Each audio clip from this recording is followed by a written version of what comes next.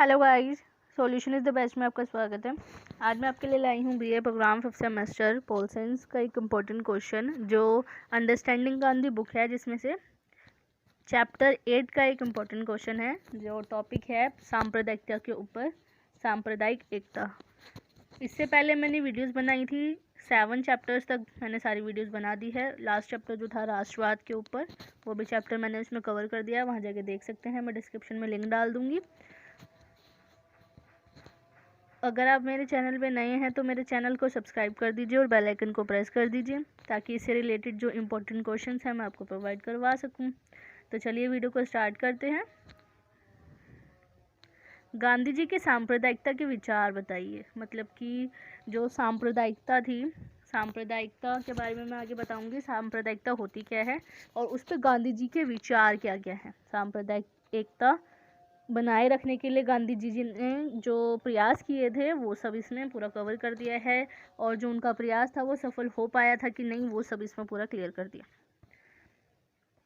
तो आंसर है, दुनिया के अधिकतर देशों में एक समान भाषा धर्म में विश्वास रखने वाले लोग रहते हैं। मतलब कि जहाँ तक हम जानते हैं कि दुनिया में मैक्सिमम देशों में ऐसा देखा गया है कि समान लैंग्वेज जो होती है, सेम लैंग्वेज बोली जाती है उस देश में, धर्म भी सेम होता है वहाँ पे, और वहाँ पे सेम ही जो नस्ल जाति भेदभाव जो भाषा वगैरह है वो सेम होती है। परंतु भारत में ऐसा अलग है। भारत बिल्कुल इन सब चीज़ों से अपोजिट है, जहाँ पर देखा जाता है विभिन्न भाषाएं बोली जाती हैं, विभिन्न धर्मों को माना जाता है, जाति के लोग रहते हैं।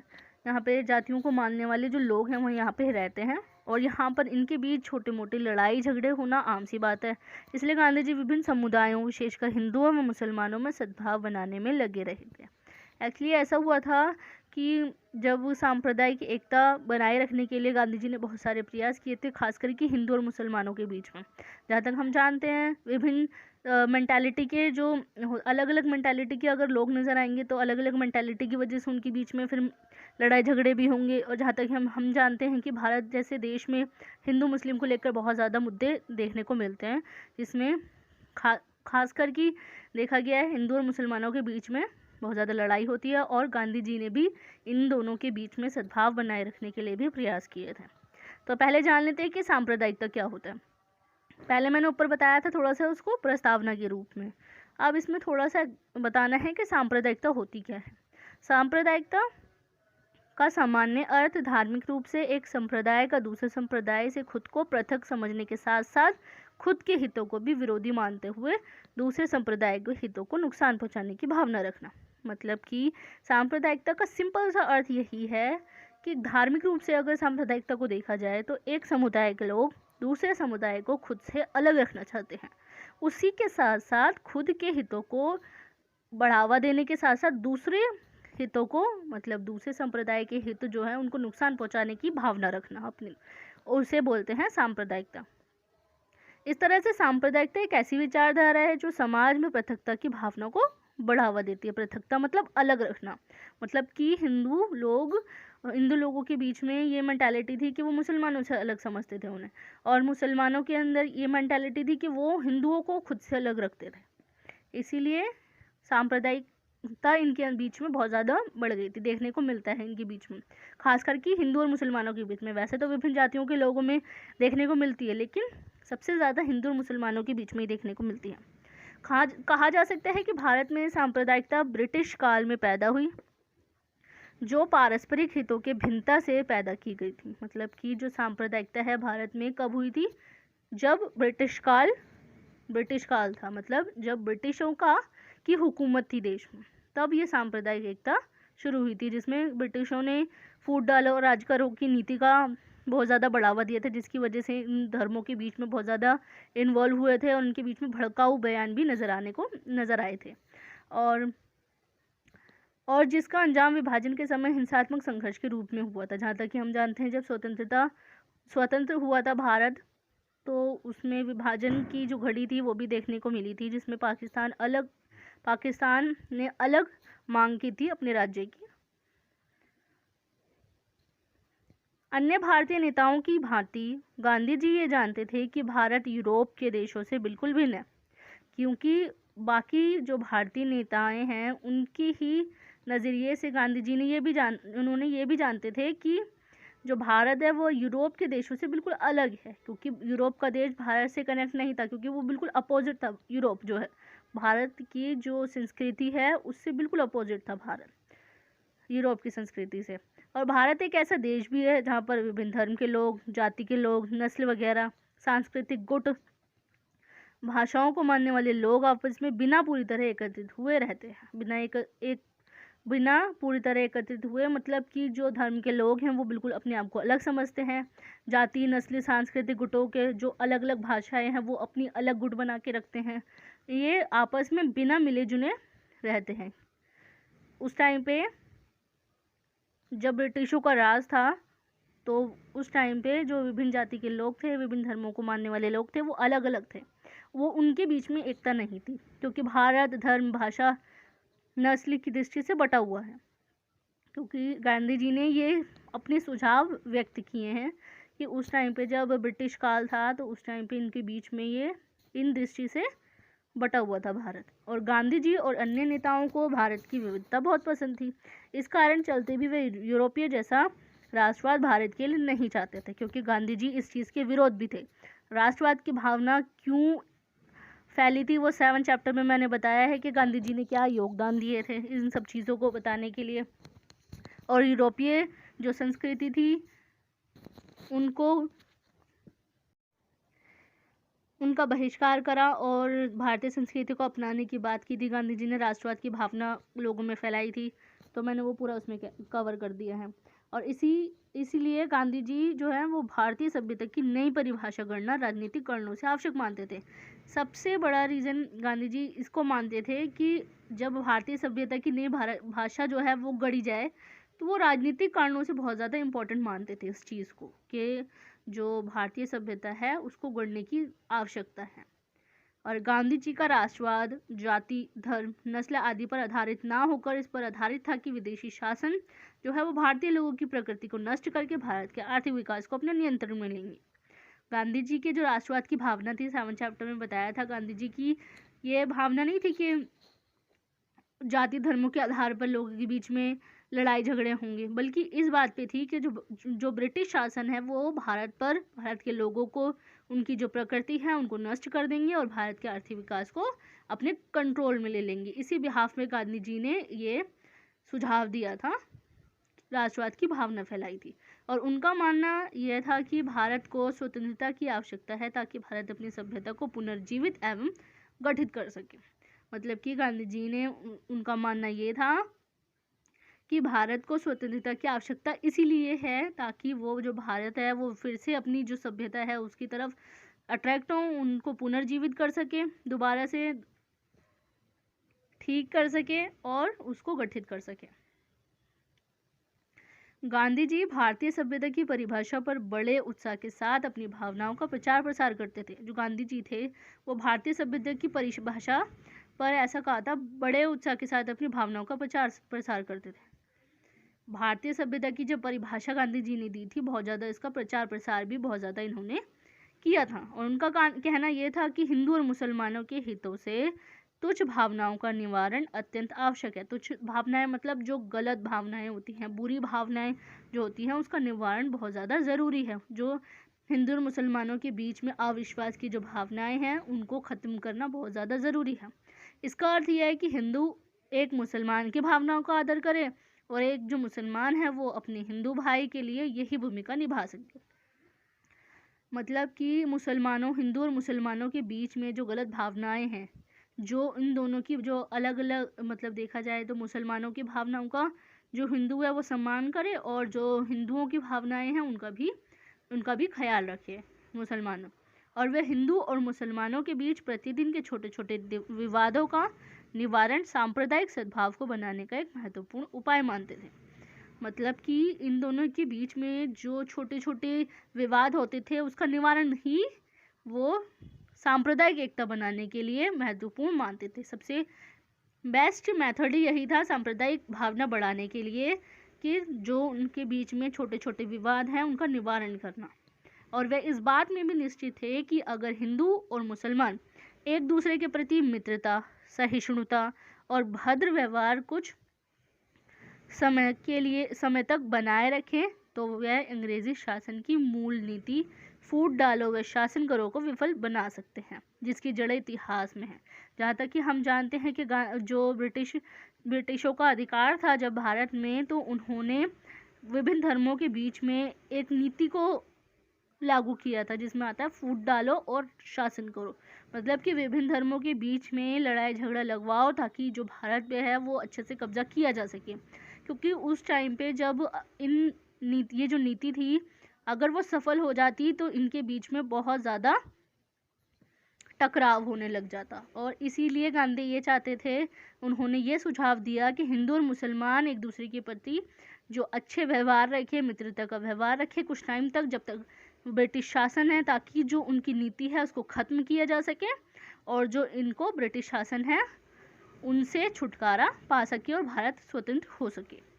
उनके मुख्य प्रयास तथा प्रार्थना को समझने के लिए 1921 में लिखी यंग इंडिया पत्रिका में ज्ञात होता है। यंग इंडिया पत्रिका जब बनाई गई थी, एक पुस्तक थी, 1921 में बनाई गई थी। उन्होंने इसी में ही मुख्य प्रयास किए थे और प्रार्थना भी की थी कि एकता में शक्ति है। उन्होंने लोगों को जागरूक किया, ये चीज़ बताई कि इस पत्रिका में ये बताया गया था एकता में ही शक्ति है। एकता मतलब कि विभिन्न धर्मों के बीच में, विभिन्न जातियों के बीच में अगर एकता होगी उसी में ही शक्ति है, जिसकी वजह से ब्रिटिश शासन को आसानी से हराया जा सकता है।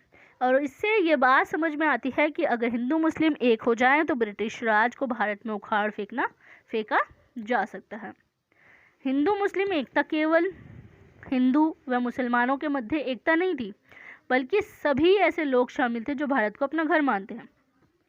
हिंदू मुस्लिम एकता जो एकता में शक्ति है वो बताया गया था, तो वो हिंदू मुस्लिम के बीच में ही नहीं थी, बल्कि उन सबको भी इसमें इन्वॉल्व करती थी जिनको ये लगता था, ऐसे लोग इसमें शामिल थे जो भारत को अपना घर मानते थे और एकता रखना चाहते थे, शांति बनाए रखना चाहते थे देश में। परंतु गांधी जी इस बात से सचेत थे कि लोग उतनी एकता नहीं बना पाए हैं जितनी उन्हें किसी चुनौती का सामना करने के लिए चाहिए। परंतु इस बात से भी अलर्ट थे गांधी जी, क्योंकि इनके बीच में बहुत ज़्यादा टकराव था, अविश्वास की भावना फैल गई थी, जिसकी वजह से लोग इतनी एकता नहीं बना पाए थे जितनी इनको किसी भी चुनौती का सामना करने के लिए चाहिए होती है। जितनी शक्ति इन्हें, जितनी एकता इन्हें चाहिए होती है किसी चुनौती का सामना करने के लिए, इतनी चुनौती का सामना करने के लिए जो इनकी एकता थी वो नहीं बना पाए थे। गांधी जी लोगों को समझाने का निरंतर प्रयास करते हैं कि जो कार्य हिंदुओं के लिए अनिवार्य नहीं है वही कार्य मुसलमानों के लिए अनिवार्य हो सकता है और उनकी परंपराओं को ठेस पहुंच सकती है। उनको लेकर झगड़ना बहुत बड़ी गलती है। मतलब कि गांधी जी लोगों को निरंतर ये समझाते रहे कि जो ऐसा कार्य हिंदुओं को नहीं करना चाहिए जिससे मुसलमानों को ठेस पहुँचे, उनकी जो संस्कृति है उनको ठेस पहुँचे, और मुसलमानों को भी बताने में ये प्रेरित करते थे, उन्हें प्रयास करते थे, बताने का निरंतर प्रयास करते थे कि मुसलमानों को भी हिंदुओं के धर्म और उनकी जो संस्कृति है उनका सम्मान करना चाहिए, हिंदुओं को किसी तरीके का ठेस ना पहुँचे, इसलिए ऐसा कार्य नहीं करना चाहिए। ये चीज़ हिंदुओं में भी और मुसलमानों में भी समझाने की बात इन्होंने कही थी। उनको लेकर झगड़ना बहुत बड़ी गलती है। इनके लिए पंचायत का गठन करना होगा जिनकी नैतिकता पर कोई प्रश्न चिन्ह ना लगा सके तथा जिनके निर्णय सभी को मान्य हो। इसीलिए गांधी जी ने ये सुझाव दिया था कि देश में पंचायत का गठन होना चाहिए, जिनकी जो नैतिकता पर उनका जो फैसला हो नैतिकता पर हो और उनके फैसले के अपोजिट कोई ना जाए, उनके अगेंस्ट कोई ना जाए और जिनका निर्णय सबको सही हो, मान्य हो। जब गांधी जी इस बात को भली भांति जानते थे कि बहुत अधिक अविश्वास का वातावरण विद्यमान है, क्योंकि ब्रिटिशों ने बहुत ज़्यादा इनके अंदर ऐसी जहर उगल दिया था इनके अंदर कि हिंदू गलत है, एक तरफ मुसलमानों को बोल दिया था कि हिंदू गलत है और दूसरी तरफ मुसलमानों को भी आग लगाई थी इस चीज़ को लेकर कि मुसलमान गलत है। तो इसी बिहाफ पर इस चीज़ को गांधी जी ये चीज़ जानते थे, इनके बीच में अविश्वास का वातावरण बहुत ज़्यादा विद्यमान है और बहुत से हिंदू मुसलमानों को बेईमान मानते हैं। मतलब कि बहुत से हिंदू जो हैं वो मुसलमानों को बेईमान मानते हैं। उनका यह आशंका है कि स्वराज का अर्थ मुस्लिम राज होगा। स्वराज का जो अवधारणा थी, उनको ये लगता था कि जब जब ब्रिटिशों का जब अगर स्वतंत्र हो भी गया भारत तो उसमें मुसलमानों का ही राज होगा। हिंदुओं को यह आशंका थी। स्वराज का अर्थ ये मानते थे कि वो मुस्लिम राज होगा, क्योंकि जब अंग्रेजों के जाने के बाद भारत के जो मुसलमान हैं वो दुनिया के शक्तिशाली मुस्लिम साम्राज्य की सहायता से अपने राज की स्थापना करेंगे। उनको ये लग रहा था कि जो मुसलमान हैं वो दुनिया के जो शक्तिशाली मुस्लिम साम्राज्य है उनकी सहायता से ये जो देश है भारत में राज करेंगे। और दूसरी तरफ मुसलमानों को ये चिंता सताती थी कि जो हिंदू है वो बहुत ज़्यादा होने की वजह से उनको दबा के रखा जाएगा। तो दोनों तरफ इसी तरह की मानसिकता नज़र आती है, क्योंकि दोनों ही धर्म के लोग जो गलतफहमी के शिकार हो गए थे। अगर ये दोनों समुदाय शांतिपूर्वक रहना चाहते हैं तो उन्हें एक दूसरे पर भरोसा रखना होगा। वे उनकी सहिष्णुता रखने की शक्ति उत्पन्न करनी होगी। सहिष्णुता रखने की शक्ति मतलब कि इनके बीच में जो विश्वास है वो होनी ज़रूरी है। सांप्रदायिकता सद्भाव का वातावरण बनाने के लिए गांधी जी ने जो उपाय दिए थे उनमें मुख्यतः खिलाफत आंदोलन, सांप्रदायिक सद्भाव, सांप्रदायिक एकता बनाए रखने के लिए जो गांधी जी ने सुझाव दिया था, क्योंकि गांधी जी ने बहुत सारे उपाय किए थे। इसमें ये क्वेश्चन भी आ सकता है कि गांधी जी ने सांप्रदायिक एकता बनाने के लिए जो सुझाव दिए थे उसका वर्णन कीजिए, ये भी टॉपिक आ सकता है इसमें। तो सांप्रदायिक एकता सद्भाव बनाए रखने के लिए गांधी जी ने लोगों को लगातार प्रेरित किया था, ये भी लिखना है। उसके बाद गांधी जी ने सबसे जो उपाय बताए थे उनमें सबसे मुख्य था खिलाफत आंदोलन, जिसमें गांधी जी और कांग्रेस दल की जो सक्रिय भागीदारी थी, कांग्रेस दल भी इसमें इन्वॉल्व थे गांधी जी के नेतृत्व में। परंतु जो खिलाफत आंदोलन था वो बहुत ही कट्टरपंथी के उठाए हुए विषय थे। कट्टरपंथी जो मुसलमान थे उनके उठाए हुए विषय थे, जिसमें जो भारत के आम मुसलमान थे वो इन्वॉल्व नहीं हुए थे। इसमें कट्टरपंथी मुसलमान इसमें इन्वॉल्व हुए थे सिर्फ। गांधी जी ने आशा की थी कि जो खिलाफत आंदोलन है उसमें हिंदुओं की भागीदारी से मुसलमान खुश होंगे। उनको ये लग रहा था गांधी जी को अगर इसमें हिंदू इन्वॉल्व होंगे खिलाफत आंदोलन में तो मुसलमान खुश होंगे, मगर वो खुश नहीं थे। और हिंदू और मुसलमानों के बीच जो गहरा अविश्वास है और जो विभाजन था उसे मिटाने में भी मदद मिलेगी, गांधी जी को ये लगता था, मगर ऐसा नहीं हुआ था। इनके निर्णय से काफ़ी लोग खुश नहीं थे, खास करके हिंदू भी खुश नहीं थे और मुसलमान भी खुश नहीं थे। परंतु गांधी जी अपनी जिद पर अड़े रहे और लोगों को निरंतर प्रेरित करते रहे और समझाते रहे कि अगर देश में शांति का वातावरण चाहते हैं तो खिलाफत आंदोलन में भाग लेना होगा। राजनीतिक तौर पर जब गांधी जी के नेतृत्व में कांग्रेस दल को भारत के मुसलमानों का पक्ष रखने की सत्ता धीरे धीरे हाथ से निकलती जा रही थी, मतलब कि राजनीतिक तौर पर देखा जा रहा था कांग्रेस दल को जो अधिकार था मुसलमानों का पक्ष रखने की जो सत्ता थी वो धीरे धीरे हाथ से फिसलती जा रही थी।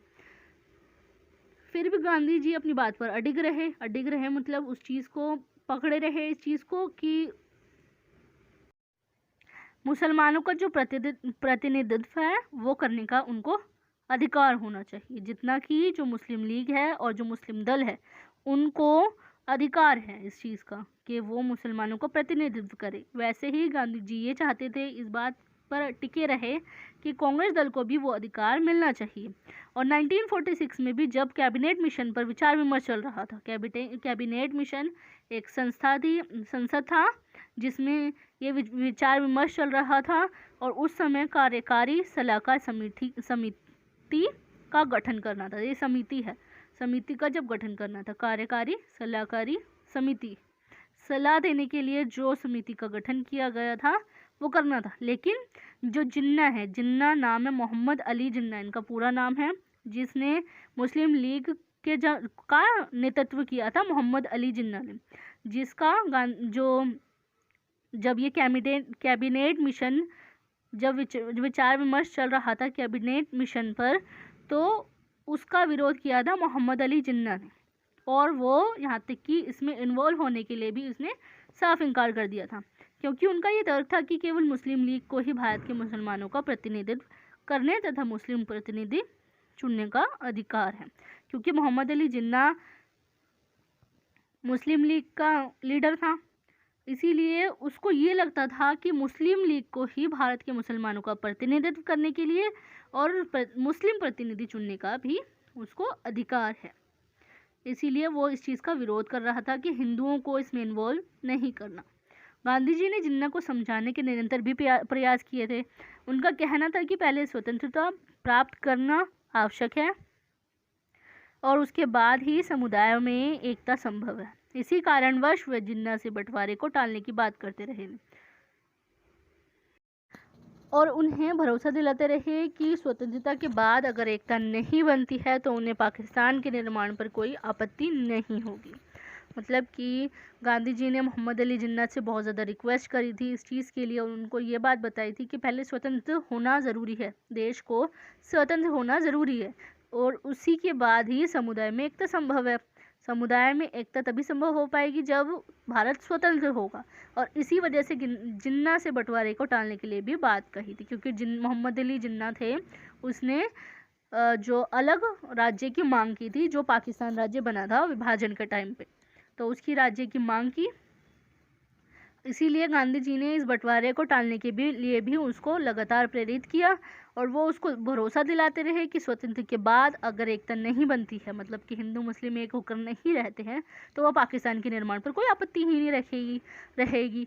मतलब कि पाकिस्तान का अगर निर्माण होता भी है तो उससे गांधी जी को कोई प्रॉब्लम ही नहीं होगी अगर इनके बीच में सांप्रदायिक एकता की भावना नहीं जगी स्वतंत्रता के बाद। सांप्रदायिक समस्या की चुनौती का जवाब गांधी जी ने हमेशा ही हृदय परिवर्तन और व्यवहार परिवर्तन की बात की है। मतलब कि जो सांप्रदायिकता को लेकर जो समस्या उत्पन्न हुई थी, उस चुनौती का जवाब गांधी जी ने हमेशा से हृदय परिवर्तन और व्यवहार परिवर्तन की बात ही की है और वह अपने पुराने तरीकों को अपनाते रहे थे जो इस समस्या के हल के लिए किसी भी काम नहीं आ रही थी। मतलब कि गांधी जी ने बहुत ज़्यादा आंदोलन वगैरह भी चलाए थे, क्योंकि प्रीवियस चैप्टर्स में हमने पढ़ा था कि गांधी जी ने भारत को स्वतंत्र कराने के लिए क्या क्या योगदान दिए थे, ब्रिटिशों को भगाने के लिए क्या क्या आंदोलन चलाए थे, उन्होंने राष्ट्रवाद की भावना को भी फैलाया था, लोगों को प्रेरित किया था। तो ये पुराने ही तरीके थे गांधी जी के, इन पुराने तरीकों से इस समस्या का हल ही नहीं निकला था, परंतु वह फिर भी सांप्रदायिक एकता की आशा करते रहे थे। यहाँ तक कि उन्होंने अपने प्राण तक भी त्याग दिए थे इस चक्कर में, सांप्रदायिक एकता बनाने के चक्कर में। भीखू पारिक का तो यहाँ तक मानना था कि गांधी जी की सांप्रदायिकता को लेकर ऐसी असफलता के कारणवश उनकी नीति में मूल गलतियां ही हैं। इनकी नीतियां जो थी, जो अहिंसा पर आधारित था, वो सब इन्होंने जो धर्म पर आधारित वगैरह जो भी चीज़ें बताई थी कि बिना लड़ाई झगड़े ही इन सब चीज़ों को सुलझाना चाहिए, लेकिन ये चीज़ बहुत ज़्यादा आक्रमणकारी और ज़्यादा हो गई थी। तो जो भीखू पारिक है उसका मानना यह था कि सांप्रदायिकता को लेके जो उनकी असफलता थी, क्योंकि जब भारत स्वतंत्र हुआ था उसके बाद अलग राज्य बनी गया था, आक्रमणकारी जो कार्य हो गए थे इनके बीच में, बहुत ज़्यादा इनके बीच में आक्रोश पैदा हो गया था। तो उनका मानना यही था कि इनकी मूल नीति ही है, जो इन्होंने जो पुराने तरीके अपनाए थे उन्हीं की वजह से इनके बीच में और ज़्यादा आक्रोश की भावना फैल गई थी। और जब भी कोई भेदभाव की बात उठती थी तो गांधी जी हिंदुओं को ही बलिदान देने को कहते थे, क्योंकि हिंदू बहुसंख्यक में होने के साथ साथ बहुत शिक्षित भी थे। गांधी जी ने कभी भी कोई भी अगर देश में भेदभाव होता था विभिन्न जातियों के बीच में, तो गांधी जी ने हमेशा हिंदुओं को ही इस चीज़ के लिए बलिदान देने के लिए बहुत ज़्यादा प्रेरित किया, क्योंकि गांधी जी जानते थे कि ये बहुत ज़्यादा है क्वांटिटी में, देश की जो जनसंख्या है बहुत ज़्यादा है हिंदुओं की, और वो बहुत ज़्यादा एजुकेटेड भी हैं, और वह हिंदुओं से मुसलमानों की इच्छाओं का सम्मान करने को कहते थे। जो मुसलमानों की इच्छाएं हैं उनका सम्मान करने को गांधी जी प्रेरित करते थे हिंदुओं को, लेकिन हिंदू उनकी बात को स्वीकार ही नहीं करते थे, क्योंकि हिंदुओं को लगता था जो गांधी जी हैं उनका जो कांग्रेस पार्टी है वो मुसलमानों के सपोर्ट में है। परंतु जब जो मुसलमान हैं, जो मुस्लिम लीग का नेता था मोहम्मद अली जिन्ना, उनको ये लगता था कि गांधी जी हिंदुओं को ही सपोर्ट करते हैं और गांधी जी जो है वो मुसलमानों को धोखा दे रहे हैं। इसी की वजह से इनकी बात को इन्होंने मना कर दिया, इनके बात को मानने से इन्होंने मना कर दिया। और इसी बिहाफ पे गांधी जी ने उनको मनाने के लिए यहाँ तक कि अनशन पर भी बैठ गए थे, उपवास पर भी बैठ गए थे, और उनको यह उपाय कुछ हद तक तो प्रभावशाली रहा था। इनका जो ये उपाय था उपवास रखना, उनका ये मानना था कि जब तक ये लोग शांति की राह पर नहीं आ जाते, ये लड़ाई झगड़ा ख़त्म नहीं कर देते, तो मैं अपना उपवास नहीं तोड़ूंगा। तो उपवास ना तोड़ने का उपाय जो इनका था, उपवास ना तोड़ने का उपाय, तो प्रभावशाली तो रहा था कुछ हद तक, लेकिन लोगों के मन में बाद में ऐसा हुआ था कि लोगों के मन में एक दूसरे के प्रति बहुत ज़्यादा घृणा की भावना भी इसमें उत्पन्न हुई थी। अविश्वास की भावना और आक्रोश बहुत ज़्यादा फैल गया था। ये पूरा बता दिया गांधी जी ने क्या क्या प्रयास किए थे और कहाँ कहाँ ये असफल भी रहे थे। एंड में ये असफल हो गए थे सांप्रदायिक एकता बनाने के लिए, और सांप्रदायिक एकता बनाने के असफलता की वजह से जो भारत है विभाजित हो गया था। जो स्वतंत्रता के बाद पाकिस्तान की अलग जो मांग की थी मुस्लिम लीग ने, वो भी सफलतापूर्वक पूरी हुई थी। अब आता है निष्कर्ष के रूप में कि गांधी जी ने सांप्रदायिक समस्या से निपटने के लिए अनेक प्रयास किए थे। जहाँ तक हम जानते हैं पूरी चैप्टर में यही है कि सांप्रदायिक समस्या को निपटने के लिए गांधी जी ने बहुत सारे प्रयास किए थे। अनशन पे बैठे, उपवास रखा, लोगों को निरंतर प्रयास बताया, निरंतर प्रेरित करता रहा इस चीज़ के लिए कि सांप्रदायिक एकता बनाए रखनी चाहिए, क्या क्या उपाय करने चाहिए, खिलाफत आंदोलन वगैरह। लेकिन अनेक विशेषकों ने इनके उपायों में कमियां निकाली थी। जो विशेषक थे उन्होंने इनके जो उपाय हैं उनमें कमियां निकाली थी, कि जैसे कि भीखू पारेख है, प्रोफेसर भीखू पारेख, इन्होंने भी यही बताया था कि जो इनकी नीतियां हैं उनकी यही कमजोरी है जो सांप्रदायिकता को बढ़ावा देने के लिए। परंतु इसके बावजूद भी गांधी जी के उपाय का बहुत महत्व है। जहाँ तक कि हम जानते हैं गांधी जी ने क्या क्या किया था, यहाँ तक कि उन्होंने अपने प्राण तक भी त्याग दिए थे इस चक्कर में। गांधी जी अपने जीवन में सांप्रदायिक विभाजन से अत्यंत क्रोधित थे। जो सांप्रदायिक विभाजन हुआ था इनके बीच में, उससे बहुत ज़्यादा क्रोधित थे, बहुत ज़्यादा गुस्से में थे, और सांप्रदायिक एकता स्थापित करने के लिए किसी भी हद तक जाने को तैयार थे। गांधी जी ने भारत पाकिस्तान को विभाजित होने के लिए काफ़ी ज़्यादा विभाजित ना होने के लिए गांधी जी ने बहुत ज़्यादा प्रयास किए थे। और हम ये भी कह सकते हैं कि सांप्रदायिक एकता को बनाए रखने के लिए उन्होंने अपनी जान तक न्यौछावर कर दी। ये निष्कर्ष के रूप में आ जाता है कि गांधी जी की क्या इंपॉर्टेंस रही थी, और उनके बीच में उनके सामने आने वाली जो चुनौतियां थी वो सब इसमें आ जाएगा। और उसके एंड में सांप्रदायिक एकता बनी कि नहीं बनी, आपके विचार बताइए, ये सब इसमें पूरा कवर कर दिया है। पूरा क्वेश्चन ही इसी पे ही है, तो मैंने पूरे चैप्टर में ही पूरा कवर कर दिया है। And thanks for watching my video.